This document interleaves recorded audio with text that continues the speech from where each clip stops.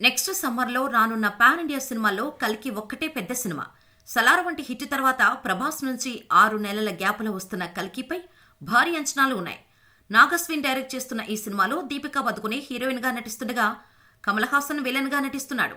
Vyjayanthi movies బ్యానర్పై అశ్విని దత్ దాదాపు 500 కోట్ల బడ్జెట్తో కల్కి మూవీని నిర్మిస్తున్నారు. ప్రస్తుతం ఈ సినిమా షూటింగ్ హైదరాబాద్లో జరుగుతోంది. త్వరలోనే ప్రభాస్ కల్కి సెట్స్లోకి జాయిన్ కానున్నాడు. మే 9న కల్కి 2898 AD రిలీజ్కు ప్లాన్ చేస్తున్నారు. ఈ నేపథ్యంలో త్వరలోనే కల్కి ప్రమోషన్ స్టార్ట్ చేయడానికి రెడీ అవుతున్నారు. ఇదిలా ఉంటే కల్కికి సంబంధించిన న్యూస్ ఒకటి సోషల్ మీడియాను షేక్ చేస్తోంది.